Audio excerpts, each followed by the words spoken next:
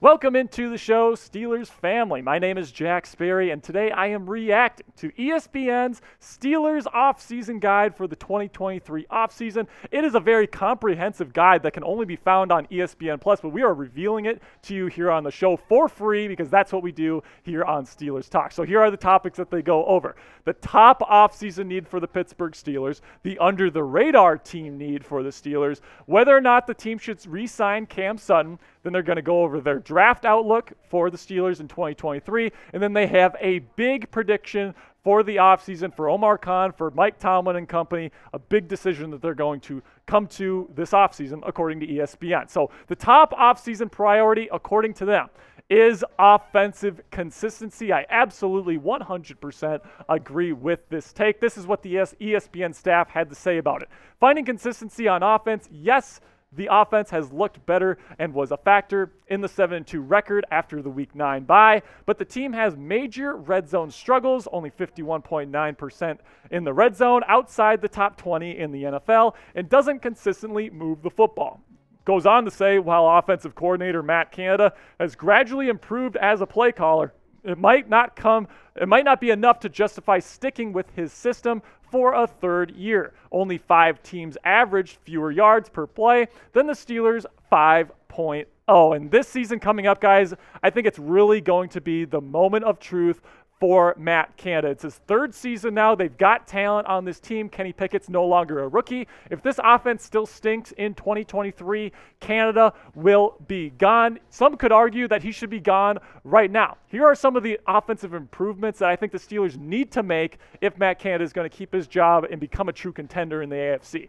Number one, you got to give Kenny Pickett more control at the line of scrimmage. Matt Canada gave him pretty much nothing to do at the line of scrimmage other than play the play. He did not give him opportunities to call hot routes, which is something that I have never heard of in my entire life in the National Football League. I've only seen that in college. And Kenny Pickett showed some really good things towards the end of the year. He should have a full grasp of this offense after a full offseason, so there's no excuse to give Kenny Pickett the same leeway that Matt Canada gave Big Ben Roethlisberger 2 seasons ago.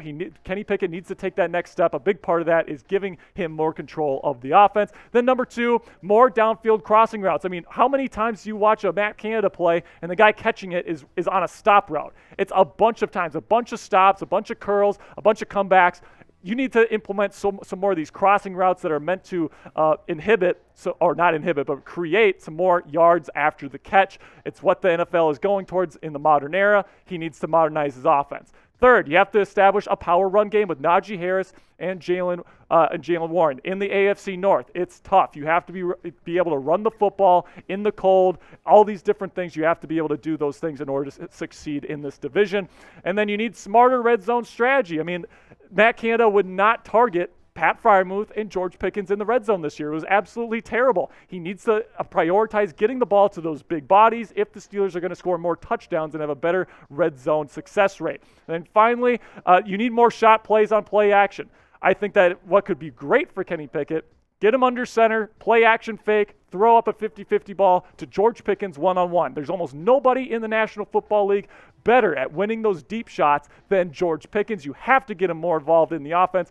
If I'm Matt Canada, you have to get George Pickens more involved and create those explosive plays on play action. So how are you feeling, Steeler Nation? How confident are you in Matt Canada going into the 2023 offseason, season, whatever it may be? Scale it 1 to 10. For me, I'm going to say a 3. I am not confident whatsoever. I think the Steelers need to hire a senior offensive assistant to help them out. That's just my opinion. But let me know your opinion in the comments section. This is the pinned comment on today's show. So whenever you get an ad break here on the show, go ahead, go into the comment section, find that pinned comment, answer today's question. So now the under-the-radar offseason priority is number 1, cornerback. And I don't think this is very under the radar by the ESPN staff. I think every Steelers fan knows this, but this is what they had to say. Can the Steelers find help for the secondary? A true lockdown corner never emerged after the team declined to re-sign Joe Hayden.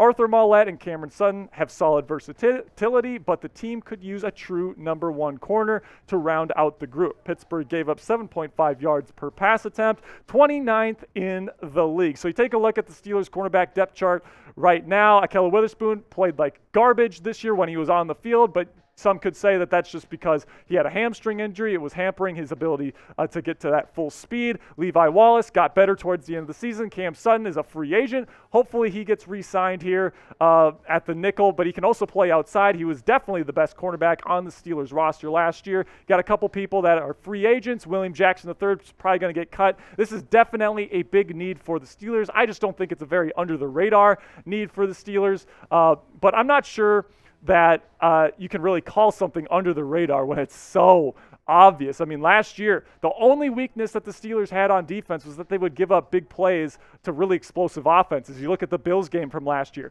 You look at the Eagles game from last year. Like, if they played an explosive offense, their cornerbacks could not hold up. And then also when T.J. Watt wasn't on the field, there wasn't as much pass rush, so it gave quarterbacks more time to attack down the field. But second half of the season, pretty darn good. I think the Steelers are going to try to, for the most part, keep the band together. Hopefully they re-sign Cam Sutton.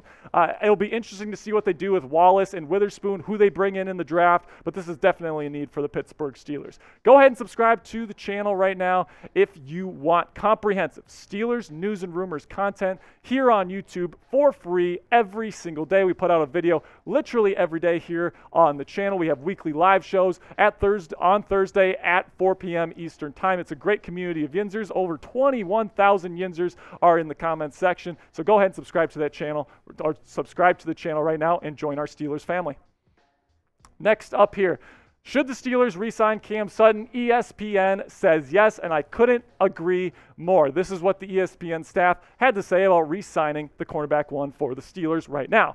Sutton continues to improve and is among the top cornerbacks set to hit the market. He'll earn a decided raise from his $4.5 million average annual value deal that he is currently playing on, but Pittsburgh has the resources to ensure Sutton, who had 3 picks in 15 pass breakups, sticks around at a position where it needs plenty of depth. So you take a look at Sutton. Really, really good grade last year, 71.6, 28th best cornerback in the National Football League, according to Pro Football Focus. He can play both in the slot and outside. He did both beautifully last year. That versatility is really, really important for championship-level teams. Having guys that can play both outside and inside is really important, because if there's an injury, you need somebody that can fill in. Cam Sutton, that versatility, very, very valuable. And then if the Steelers don't re-sign him here by Friday, the team is going to take on $2.1 million in dead cap next season. If you're going to re-sign Cam Sutton, why not just do it now? Why not just re-sign him before Friday so you don't have to deal with that dead cap? You're using that money to re-sign Cam, and I think this is a move that the Steelers 100% have to make moving forward so that they don't give up as many big plays in 2023. In my opinion, get the deal done, guys. Get the deal done by Friday before the deadline so you don't have to deal with that dead cap. Once that dead cap hits, you can't use that for anything. It's just there. So you might as well just re-sign him. Unless he's asking for like $16 million per season, you got to re-sign him. If it's even close to relatively reasonable, I think the Steelers have to get this done by Friday. Next up on the list here for ESPN's offseason guide for the Steelers is NFL Draft Outlook, and they say that the Steelers are going to take an offensive tackle and a cornerback early on in the draft. This, again, I completely agree with. This is what they had to say. Improving the offensive line must be a key point of emphasis, followed by finding cornerback help. Ohio State's Paris Johnson Jr. and Georgia's Broderick Jones are options in round 1, while Ohio State's DeJuan Jones and North Dakota State's Cody Mock are day 2 possibilities at offensive tackle. Now, if you take a look at my team needs list, offensive tackle and cornerback are number 1 and number 2. I think that they're probably going to address these 2 needs by round 2. So by the end of round 2, I think the Steelers will have a new offensive tackle, and I think they will have a new cornerback. What order do they take it in the draft? I have no idea. It kind of depends who falls to, right? But it's looking like that there's going to be potentially 4 first-round offensive tackle prospects in this year's draft class, depending on how you feel about Anton Harrison. I think if one of those guys makes it to 17, it's probably going to be an offensive tackle in round 1. And then because the cornerback class is so deep this year, they will go and get a cornerback on day 2. But it could easily be flipped. Say if a Christian Gonzalez falls to them at number 17, I wouldn't be surprised if they go corner and then maybe a Darnell Wright in round 2. It'll definitely be interesting to see what the Steelers do to address these 2 needs in the draft. So tell me in the comments section right now, what is the Steelers' weakest position group? Is it cornerback? Is it offensive line? Is it quarterback? I don't think it's quarterback, but some Kenny Pickett haters out there might say that. For me, I think it's cornerback. I think if you look at the numbers, the one weakness of the Steelers last season was big plays against explosive offenses. You need to have better secondary help there if you're going to bottle up the Eagles of the world, the Bengals of the world, those teams. I think you got to get right at corner. So I think that's probably the weakest position group on the Steelers right now.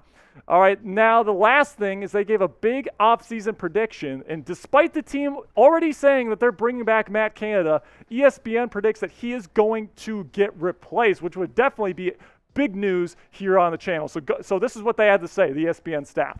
The Steelers will move on from Canada and bring in a young assistant coach who can move the offense in a more modern direction.